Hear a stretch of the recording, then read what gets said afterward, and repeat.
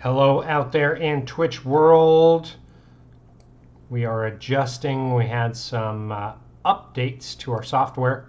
So I didn't realize it until I was gathering everything to start streaming. So we are changing the angles a little bit today. You can see I had it set up for the overhead camera. The overhead camera went through and did an update. We've got to do a quick patch. So we had to make some adjustments real quick. But it is Wednesday night. Wednesday night means we are going to be doing some inspirational character building. So inspirational character building every Wednesday night starting at 6:30 Central Standard Time. Our process is to change character creation on its head. Generally speaking, when you're creating a character, you have a character concept that you kind of flesh out in the character creation process, but you come up with a concept of who that character is, and then you build that character. We're doing this very different. I apologize with the views. I may be reaching across on and off. We'll see. I'm going to try to do the best I can for this show.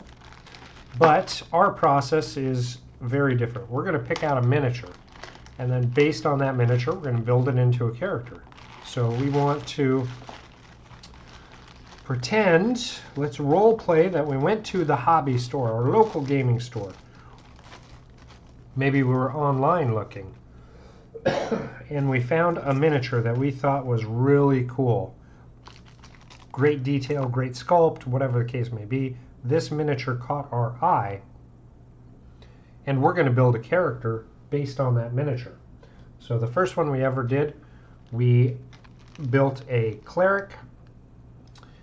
We are painting that miniature right now, so watch for the show on Saturday, bringing it to life as we paint that character. The second one we did, and the third one we did was for the DMs. The second one we did was a pirate type character. We did a hobbit rogue.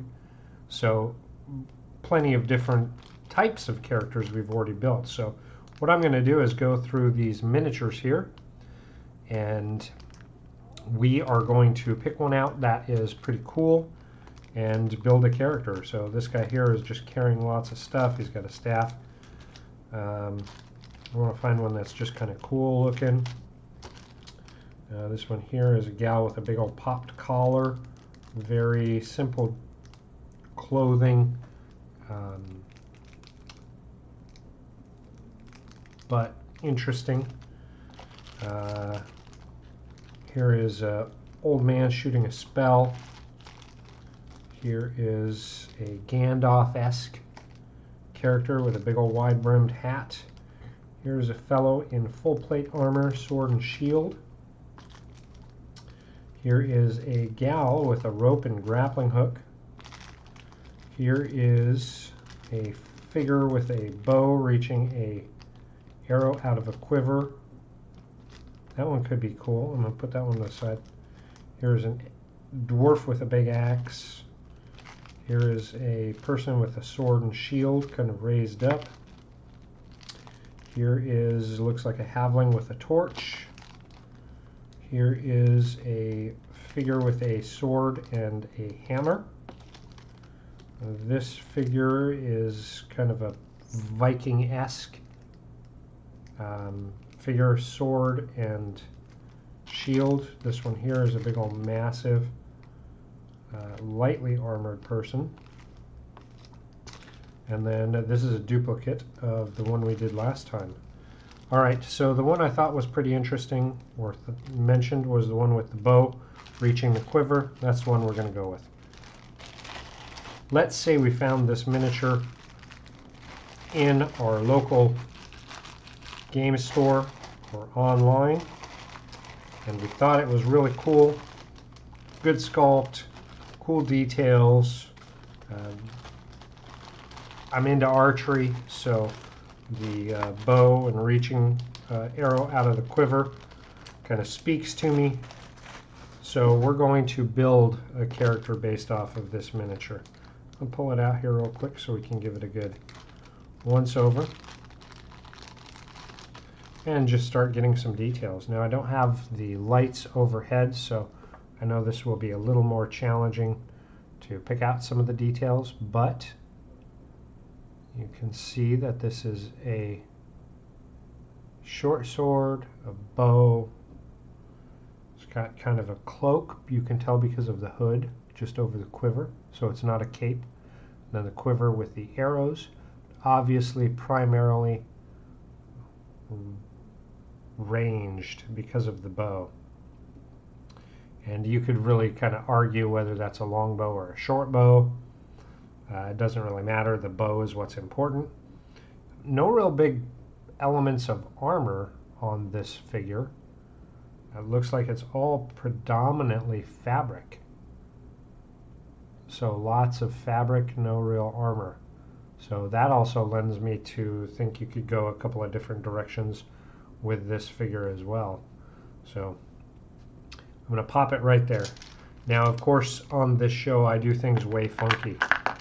I am going to start by picking a race, then a class, then we're going to do the attributes. So race, I got to pull my glasses off here because we're not in the light. I do see ears pointing out from the hair. There are ears that are kind of poking out off the head on both sides.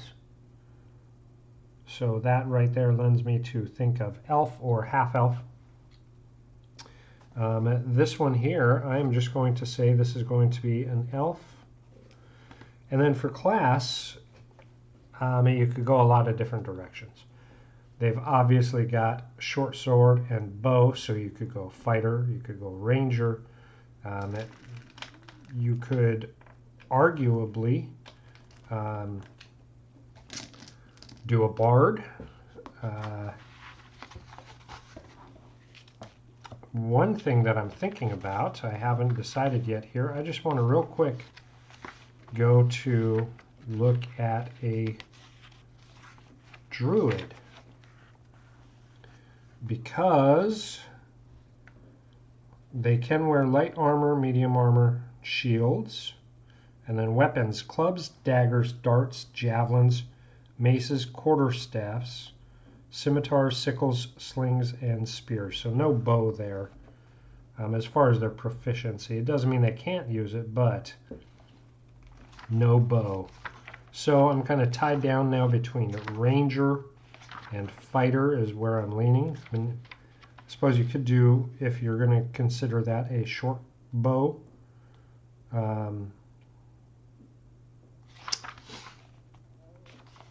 or a long bow may make a little bit of a variance, but not a lot. Let's go real quick to a ranger and see what we think of the ranger.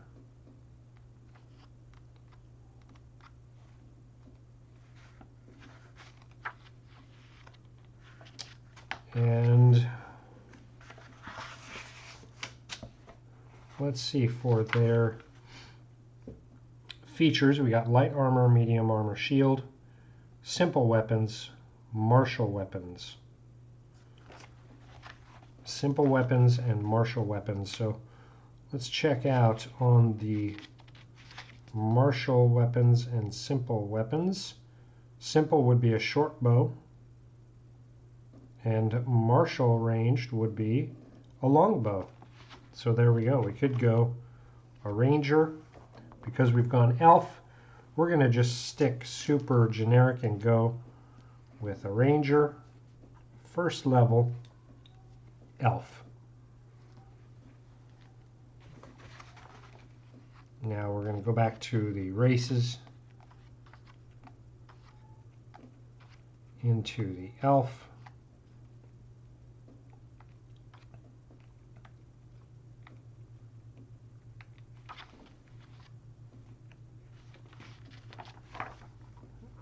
And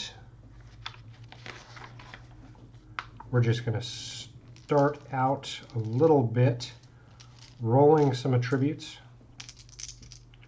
And for these attributes, I'm going to use a 4d6, dropping the lowest one. I'm going to roll them right in order.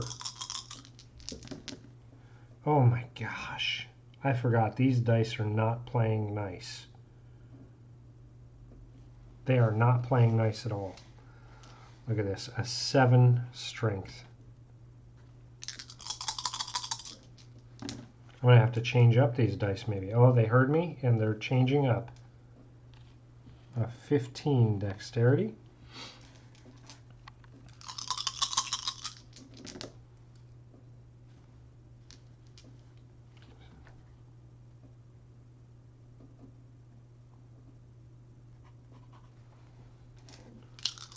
(13) Constitution. Oh wow, look at that. 4 5s. 15 Intelligence. Boy, what a great magic user this would be.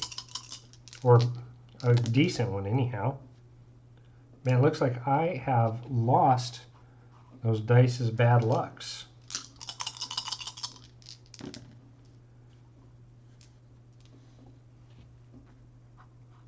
All right, so there's the stats we have. 7, 15, 13, 15, 16, 13. So that is our starting point. And let's go through here now and decide. So this figure here doesn't really strike me as predominantly male or female. So you could really go either way. Of course, now elves do have a feature where they can change their sex. So because I am a guy, I am going to start with a male elf. And going through the elf names, I am just going to pick a name for this elf, and it is going to be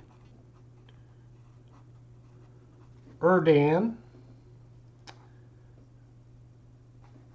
I want something that's kind of easy to pronounce.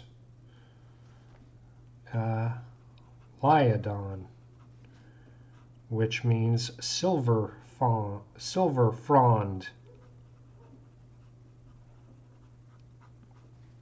So Erdan Silverfrond, or Erdan Liadon. So now we are going to go through their traits. Dexterity is going to increase by 2. So that is going to make that dexterity a 17. Age. Elf typically claims adulthood, an adult name around the age of 100, and they can live to 750. So we're going kind of by the book. For some reason, this sheet does not have a back. So I'm going to grab one with a back real quick.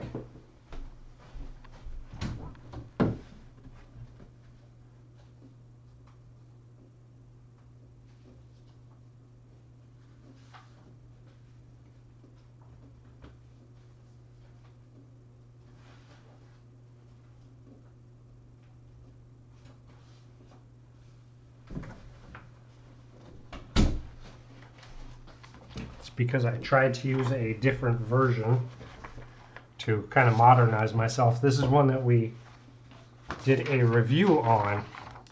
So real quick, I'm just going to transfer the information onto this new one.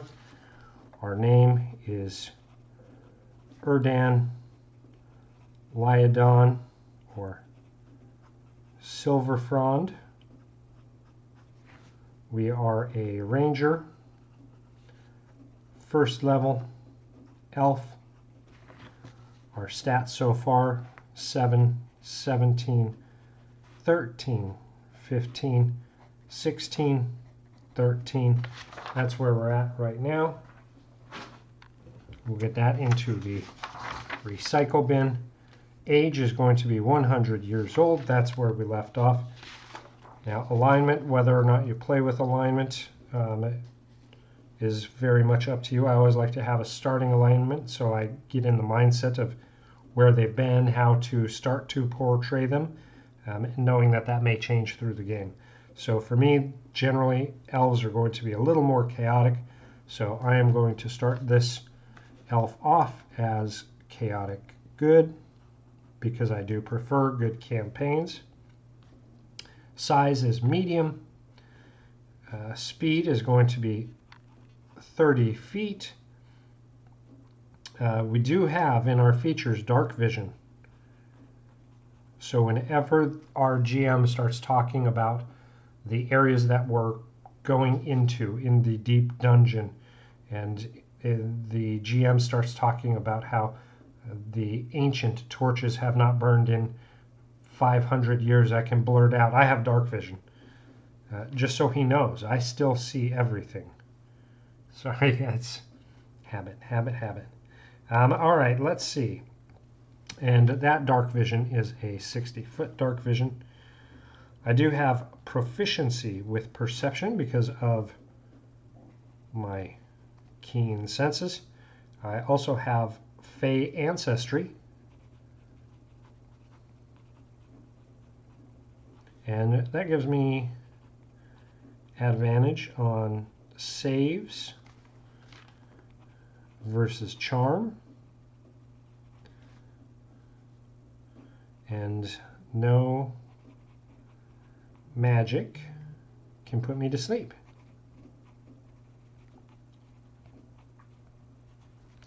I also have trance, and that means 4 hours equals a long rest. Languages. You can speak, read, and write Common and Elvish. I'm going to say Elvish and Common.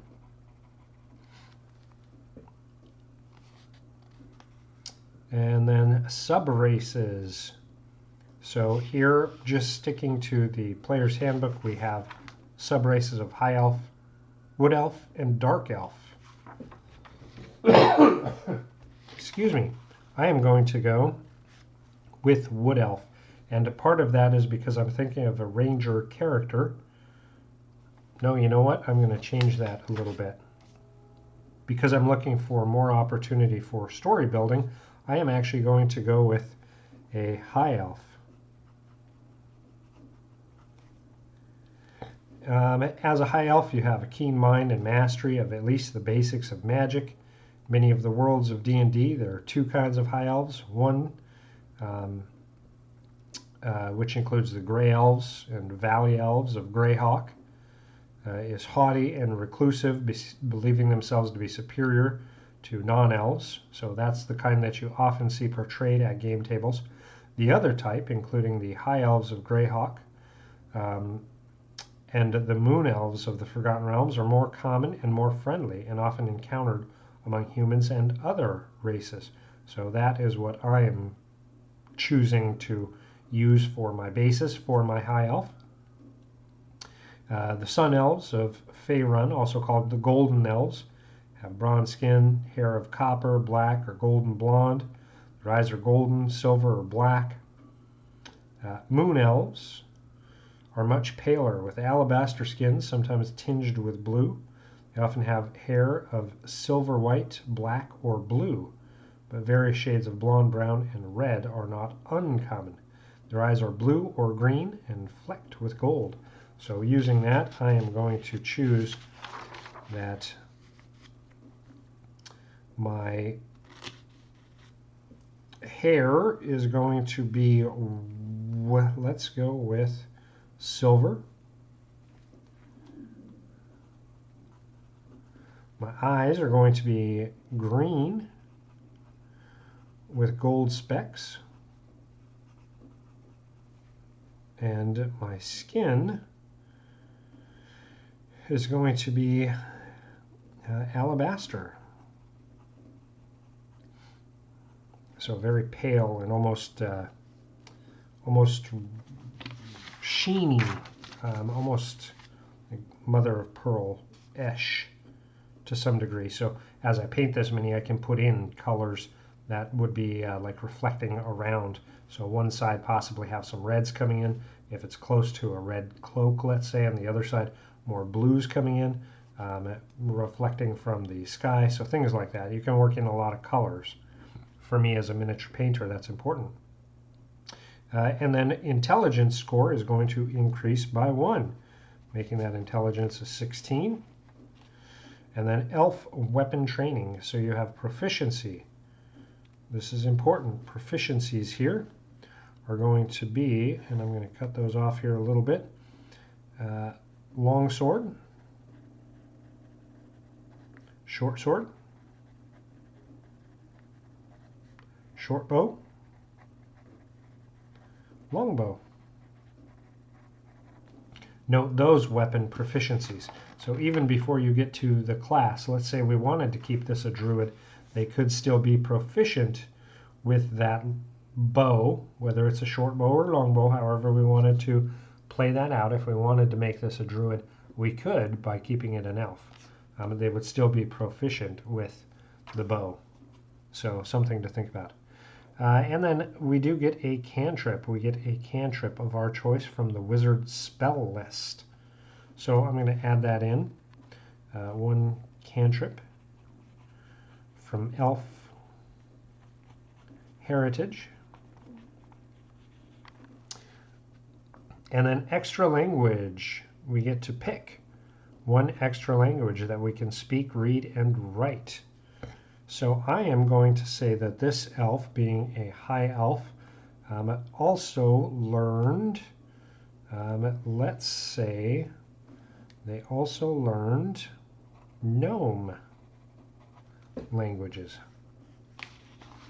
And there is our racial build. Now we move into the classes. We know for our ranger, our hit dice is going to be a D10. And we're going to have a primary ability of dexterity, which we have a 17, and wisdom, which we have a 16. So both good abilities. And then saving throw proficiency, we're going to be in strength and dexterity, which is important for our character, but the strength we are pretty weak in. So we'll have to compensate that. For our proficiencies, we also have light and medium armor, shields, simple, and martial weapons.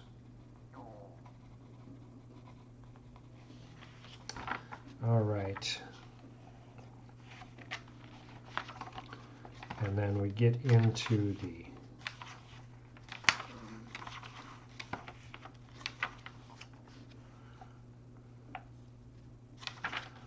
ranger class.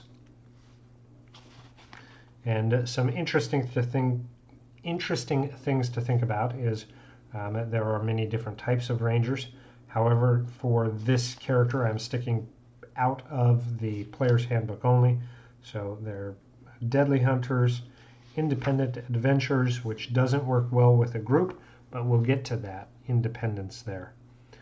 So at first level, our proficiency bonus is going to be a +2.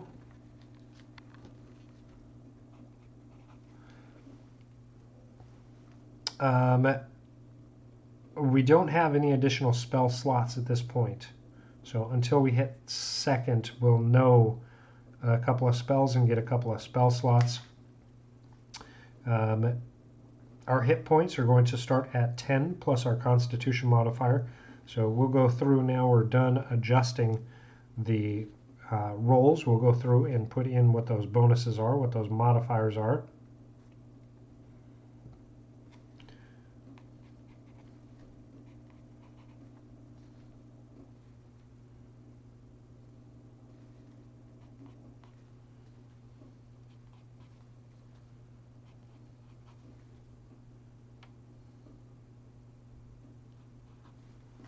And for our Constitution, we have a +1 in our Constitution.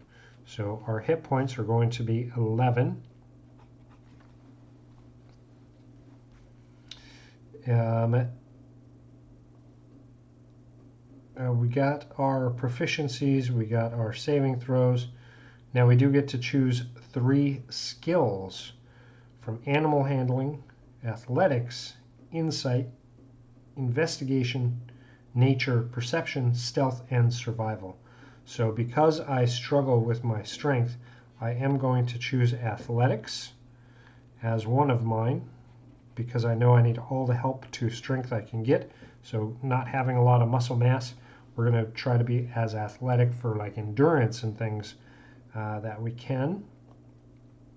I am also going to choose survival.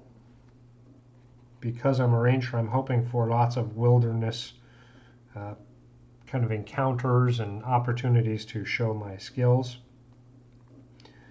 And I am also going to choose insight because I think this character should be able to read people pretty decent. All right, so now we start with the following equipment: scale mail or leather armor. Now, based on the miniature, we don't have armor. And this miniature is 100% in fabric clothing. However, I am going to go ahead and say that we will do leather armor. And talk to my GM and just say, is it enough to have fine elven leather armor that fits under the fabric clothing so it stays more hidden? Hopefully my GM would say yes. We're going to choose 2 short swords or 2 simple melee weapons. So this one here, I am going to, it does have a short sword on the belt. So I'm just going to go with 2 short swords. On this miniature, he's only carrying 1. Maybe 1 is tucked along his back underneath the cloak. Or maybe they don't even bring it along. A Dungeoneer's pack or an Explorer's pack. I'm going to wait to pick that out because I think I'm going to go with Explorers, but I'm not sure yet. A long bow and a quiver with 20 arrows. All right, now we also get to pick a favored enemy. So beginning at first level, you have significant experience studying, tracking, hunting, and even talking to a certain type of enemy. So the choices are aberrations, beasts, celestials, constructs, dragons, elementals, fae, fiends, giants, monstrosities, oozes, plants, and undead. So if I were the player character, or if I am the player, what I'm going to do is talk to my GM and say, I want to have this favored enemy feature as part of our combined storytelling. What's something that we can anticipate, being able to use this feature and actually have some use of it? Because there's nothing worse than picking a feature and not ever being able to use it. That's horrible. I do not like that at all. So what we're going to do is talk to our GM and find out that this campaign we are going to focus a lot on, let's say this is going to be, it's going to have a little more wilderness encounter, but we're going to come across a lot of constructs. So then I would have as my favorite enemy constructs.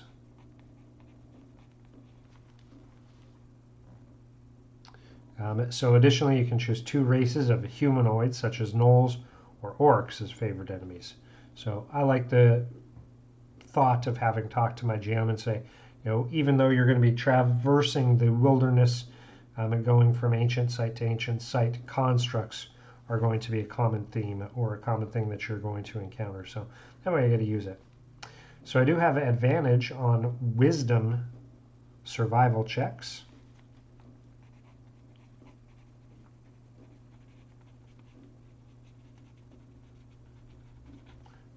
To track that favored enemy. I know 1 other language of your choice that is spoken by your favored enemies. So generally, constructs are not going to have a language, so I don't have to worry about that. And you choose one additional favorite enemy as well as an associated language at 6th and 14th level. So as you level up, you can still continue to hone those skills. Let's see. So we are a natural explorer. So really this goes into some of that wilderness and outdoor opportunities. We get to choose a favored terrain. In this case, we're going to say this is going to be forest campaign. So favored terrain is forest. So that's going to help us with our wilderness travel. Of course, there are lots of details on that. And then next level, at 2nd level, we get to choose a fighting style, as well as looking at the spell casting. And then at 3rd level, we get to pick our archetype. So what path are we going to start going down? And aside from Player's Handbook, which does have a few choices, there are a lot more options in a lot of the other published materials. So great opportunity to then start looking at how you want to develop your ranger character. And that's really the meat and potatoes of it. Let's go ahead and just finish out this build, which I love to do. So for me, we've got the backgrounds coming up. And this is where I really start to think about the character, which is going to go into both how I paint the miniature as well as how I'm going to play them at the table. So for our backgrounds, we know it's an elf. We also know it's a high elf, which is a little bit different for that kind of stereotypical wood elf ranger. So our ranger is actually a high elf. So what's a good background that's going to fit that? Why would they want to strike out on their own? Why are they not, sticking around bigger elven cities, studying in libraries and hooking their nose up at people, I suppose would be the best way to say it. And so picking a good background is really going to help us with that. So I think what we're going to do is this one here. We are going to have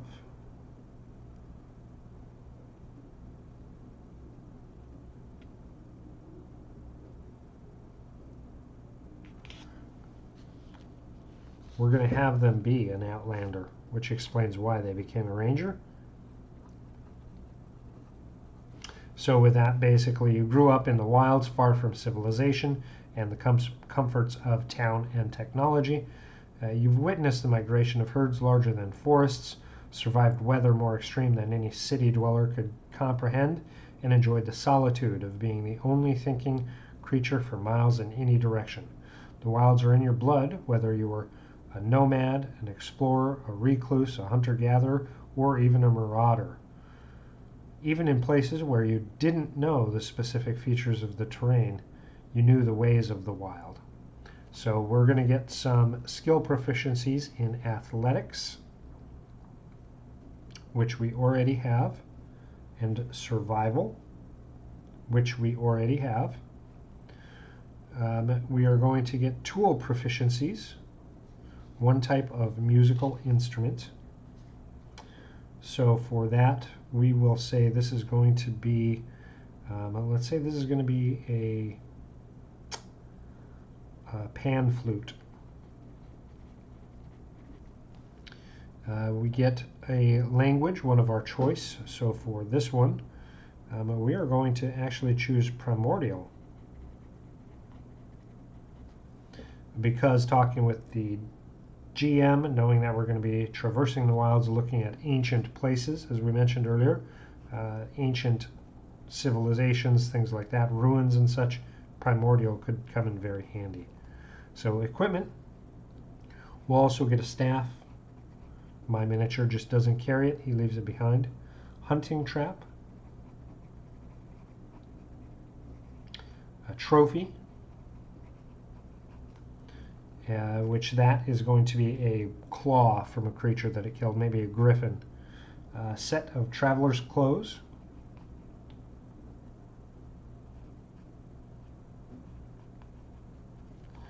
and a pouch with 10 gold pieces. So the traveler's clothes fits well with the cloak and the more loose-fitting shirt or jerkin that goes over the leather armor. There are some heavy leather gloves, it looks like, which could go hand in hand with our leather armor. There is a pouch actually on the belt. It is a pretty good sized pouch. So that's our 10 gold pieces. The belt is part of the traveling clothes, holding the scabbard for the short sword. The other short sword is tucked in the back and kind of hidden. And let's see here. So for us, because I've already chosen my favorite terrain as Forester, I'm not going to roll for the origin. It is just going to be, oh, I see, that's the kind of background. So that one I'm also not going to roll, because in my mind I'm going to use that as part of the backstory. So for the origin, I'm going to use, like I said, some of the backstory to explain how they became that outlander who grew up to decide to become a rogue as a high elf. So we also have a feature of excellent memory for maps and geography. And you can always recall the general layout of terrain, settlements, and other features around you. In addition, you can find food and fresh water for yourself and up to 5 other people each day, provided that the land offers berries, small game, water, and so forth. All right, let's go into the personality trait. Now this one I am going to roll and see if it matches kind of my thought process, how I'm thinking about this character. So for the personality, it's a D8. I got a 1. I'm driven by a wanderlust that led me away from my home. So breaking down, thinking about the origin of this character, they were a high elf. They grew up as an outlander out in the woods. So what I'm going to say is when they were extremely young, as part of maybe a merchant guild, their parents were a merchant guild, as they were setting across the frontier, they were set upon by some type of marauding bandits. And Erdon was the only survivor. And maybe they survived simply because a passing recluse saved them from a burning cart or something along those lines. Definitely I want to have some type of a tragic backstory to where Erdon was left all alone and had to kind of fend for themselves, maybe with a little bit of a help which could lead into a bond. But I don't think Wanderlust really leads that over. So I'm just going to go ahead and look through these real quick and pick one on. Here we go, number 5. I place no stock in wealthy or well-mannered folk. Money and manners won't save you from a hungry owlbear. That one I kind of like, because as this chaotic good person, they're not really after funds and money, climbing social status. A very realist.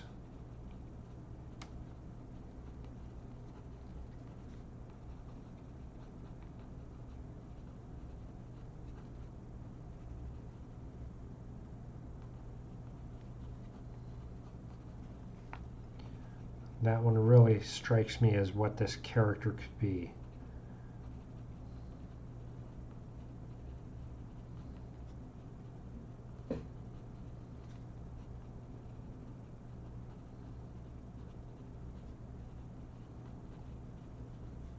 And it doesn't mean they have to be uncouth and rude and not understand societal norms. Just that they think it's all a show, maybe. Now for the ideal, I'm going to do the same thing and roll for it. Yep, we're going to re-roll that one. Jeez. There we go. A 3 would be honor. If I dishonor myself, I dishonor my whole clan. So a very lawful ideal. I don't know if that fits so much in. I am going to say I'm going to make a pick here. And the ideal is going to be change. So life is like the seasons, in constant change.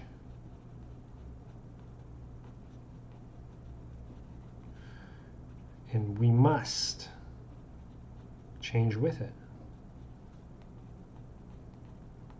That allows me that freedom to explore different alignment growths and changes through this character's development story as we're going through and working through a campaign with this character. So it really fits the chaotic good and, I mean, really chaotic nature of the elf, as well as that kind of outlander kind of background pretty well. And then bond, let's roll for it again. 1. So my family, clan, or tribe is the most important thing in my life, even when they are far from me.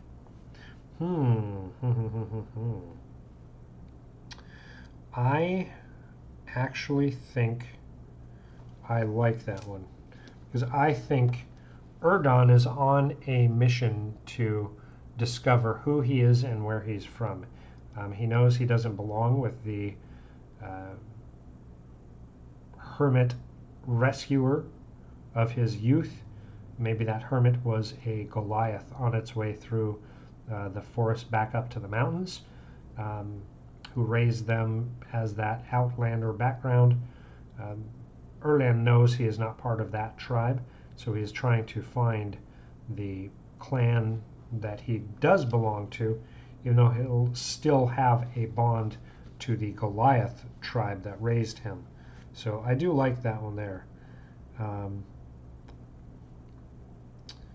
So we will stick, and it can go both ways, right? He could have a real strong bond to his elven heritage until he sees that, you know, some of the other high elves are snoots, and then he wants to change it and have that strong bond with the Goliath tribe.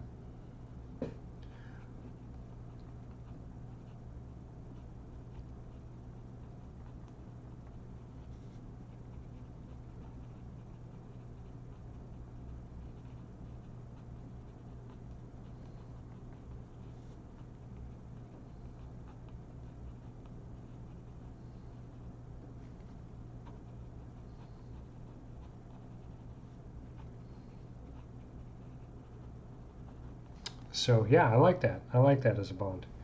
And then a flaw. Let's roll and see what we get. And we got a 4, which would be, I am slow to trust members of other races, tribes, and societies. Maybe. Let me read through and just see what else we've got here.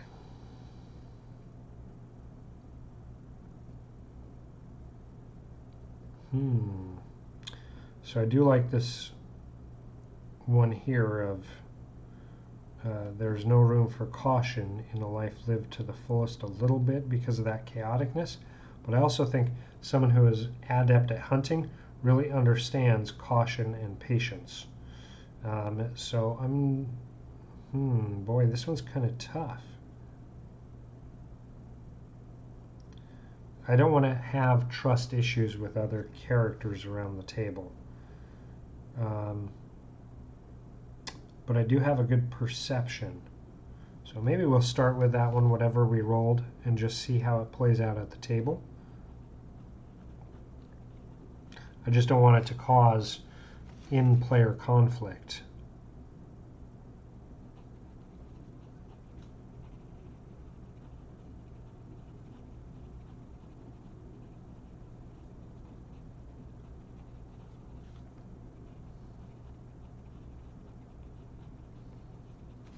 maybe using that perception, I'm really going to watch and see how do those other persons act. If they act the way they portray themselves, then I'm going to be more apt to trust them. Otherwise, I'm just going to keep my guard up. I'm going to have my sword hidden in my back and the one at my side.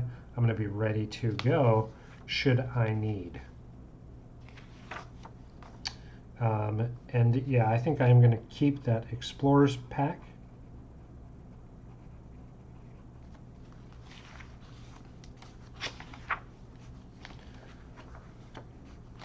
And I want to get into spell casting because I do get a cantrip off the wizard's list. So going to the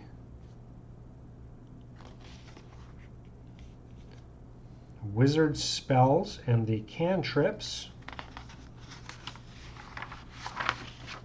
I do have one that I get to choose because I'm an elf. And I'm trying to think that kind of what will go along with. I don't need anything with light because I've got dark vision, which I'll remind the DM for every time we enter any room, whether it's lit or not. Very fond of forest, very focused on defeating, understanding, and breaking down constructs.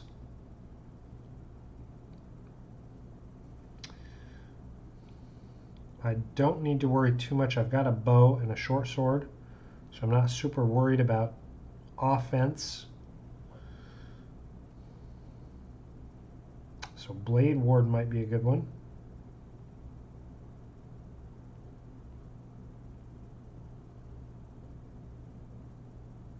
Yeah, I think that's what I'm going to do. I'm going to choose Blade Ward.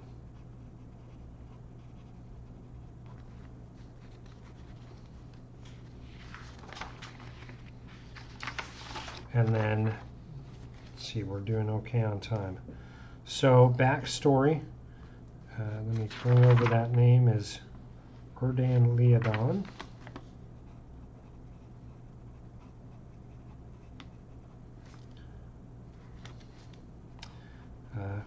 Erdan,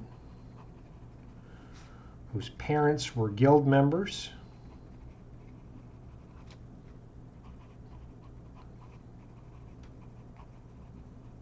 traversing the frontier,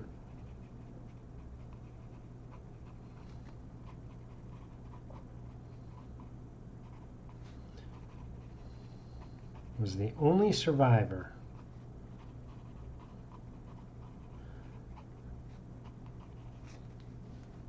of the caravan, rescued by I do like the Goliath, a Goliath hermit on the way back to their tribe. Erdan was raised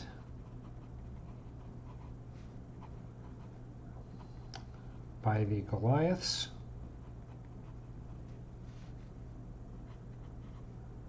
To survive the wilds.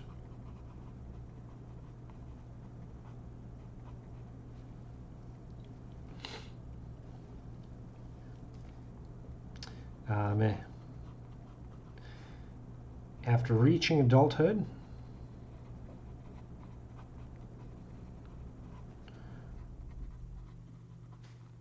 Erdan is searching for who his tribe and people are. So not too bad, not too bad. We're going to add in the height and weight. We are going to finish popping in that initiative. We are going to add in the short sword, as well as that longbow. which is going to be a +6 to hit.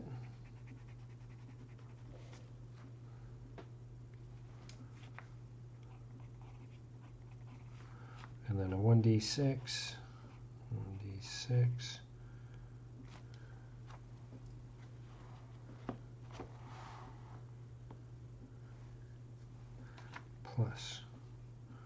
+2. And no experience points. There we go. Based off of one figure that we found in the game shop or online that we thought was pretty cool. It's this elven kind of fabric-clad warrior drawing an arrow out of a quiver, getting ready to shoot, kind of looking off in the distance, the stern look about their face. The hair is kind of long and unkempt. The cloak kind of billowing in the wind, but down. I think it's a very cool miniature. And they look like they are ready to go with a longbow attack. They'll have speed and range on their side. And we have an Elven Outlander Ranger built, all because we had a cool miniature that we saw. Started thinking about what that character was and how we could use them in a cool, different, unique way. So this is not just the brooding ranger who is stinking of the wilds and looking down snotty elf. And this is a pretty unique character who is going to go in curious and looking to uncover secrets while maybe not trusting who he's running into, the peoples and places he's going, but is going to be curious about others, getting information, gleaning insight into finding who he is and where he belongs in the world. So taking those adventures on just to do self-discovery and really find out who they are.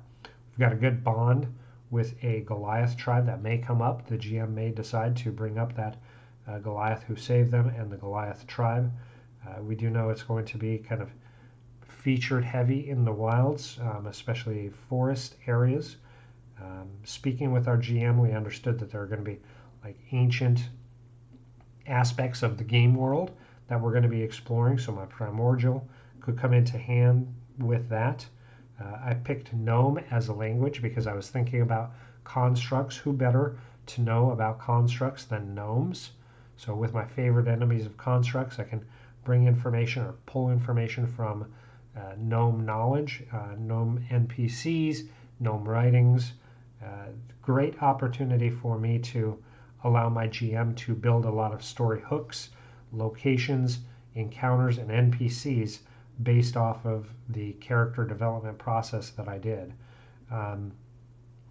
Very cool, very unique, and again, something where I feel there's good opportunity to bring this character into an adventuring party, offer something to the group with both long range, martial support and melee support, but also a little bit of defensibility with the Blade Ward, high intelligence, high wisdom, very high dexterity. Even though they're not the strongest with the strength score of 7, it could be a lot worse. I did not put in the armor class, so let's get that in there. And the gold pieces is going to be 10 in there. Yeah, just like that, we have got an elven character ready to play, Erdan Leodon. So very awesome, very exciting. The pirate actually went to a inline spot to be painted. We're currently working on our cleric, and we've also got our Havling rogue that we built a couple of weeks ago, and now our ranger. And then for the GM side, we did build Sven, our Frost Giant Lich. That one is also in a line to be painted. So depending on how much time I get to paint, we'll see if these characters get painted or not. My goal specifically would be to get these painted and include them with their actual character sheet that we use on the show and get those either maybe up for sale. Maybe we'll use them for giveaways. I don't know yet. So far, I've just been keeping them in a row or in order from back to front in the player's handbook so that I don't lose them. And then the miniatures are getting lined up on the desk to get painted. So if it's something that you think would be kind of cool to see us offer for sale for a modest price plus shipping, or something to use as a giveaway, let us know. Of course, we do have a lot of stuff that we want to offer for giveaways, so I don't know if it's the ideal spot for it or not, but once we hit 50 followers, we are going to be giving away a starter set as well as an essentials kit.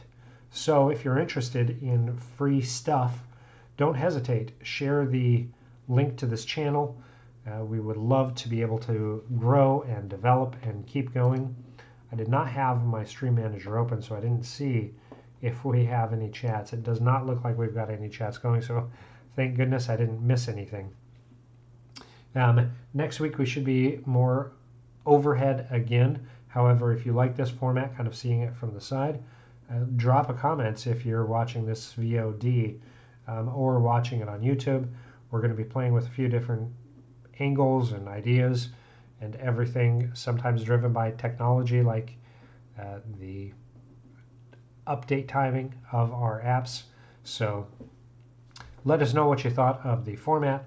And again, if you can follow this channel, please do so. We're not asking for subscriptions. We're just looking to gain more followers so that we can continue to grow and reach new audience members.